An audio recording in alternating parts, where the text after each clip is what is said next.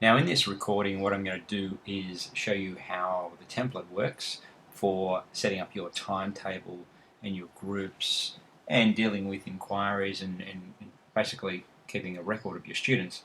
Now this is the first sheet here. If you look down the bottom here of the page, very, very bottom, you can see there are tabs. One says timetable, one says current, another one says old inquiries, and then past students. And this is just a way of collecting your information easily and keeping it all organised on one sheet.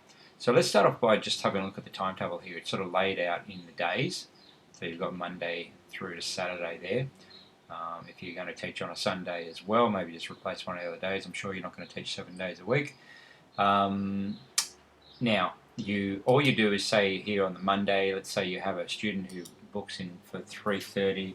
You put their name, Harry Potter, and that's in there. Now, if someone else books into the next spot, you put them in there. Now, when you start grouping, let's say you've got Jim here and John, Mary.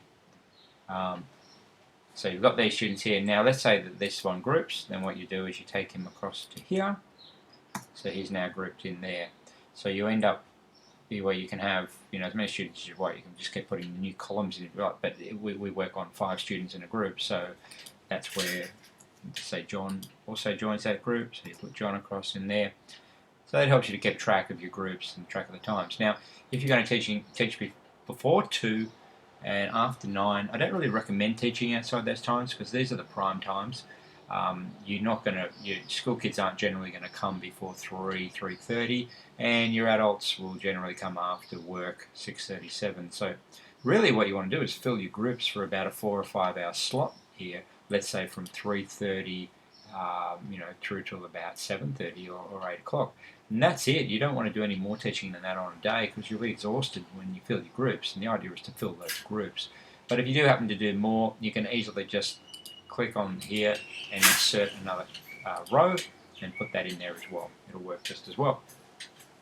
Now, let's go across to current students here. Now, as you can see, there are several rows here. In the first row here, we've got this guy, John Waterfield. That's the name of the student. So this column over here, that's where you put the student's name in. So let's just go across each column. I've got payment time. So this is just a reminder of how they're paying. Hopefully that row will all be PayPal and you'll get everyone onto PayPal. And then you can have a fees comments column. So if someone's said they're going to pay or something happens and you need to put a note in there, they're not paying until next month or whatever you want to put in there, or if you rung them, then just put that in there. The way that I always do it is I put the date in there. So I just put the day and the month and then write in a comment. Now, if there's more than one of you doing it, if you've got somebody doing your admin, you can just get them to put their initials in there so you know who did it. Now, here you put in when the fees are due. So if they're paying you, if they're not on this PayPal subscription, which I really recommend because this will eliminate a lot of problems, but if they're not and you want to put in their fee due by date, then you can put that in there. If not, just put in subscription. And that way what happens is that if you've got students who are due at a certain time, then what you do is you basically sort it. So the person who's next due will be at the top. So you can see here, 7th of the 1st, this person is due before this person. So you know which are the highest priorities. You know that these people at the top are the ones that you most need to be onto, or they're the ones whose fees are going to be coming up very soon. This is just the enrolment date, really just the date when they first enrolled. It's good to know that, so you can keep stats on how long they've been enrolled. If someone enrolled on a certain date and they stay for 3 months, you can work out how much that would be worth in fees. As you put it all together, you get your stats and you get averages, and that's how I worked out that an average student is worth $2,000 from doing literally hundreds and hundreds of stats on this and running the numbers on you. Exactly. Now, here you've got your contact. That's the name of the person. So often there's a parent involved, so the contact will be different from the student. Their phone number, their email address, their suburb, and there's a few other columns over here which I won't show you, but you can put other things in there such as their age and level and etc. So that covers that. Now, what happens if a student no longer is with you? They're not a current student. This is called the current sheet. What we do is you just simply take this and you cut them out of there, go to the past students and paste them into there. So they become a past student. They're no longer with you, but you still want to keep them on your mailing list.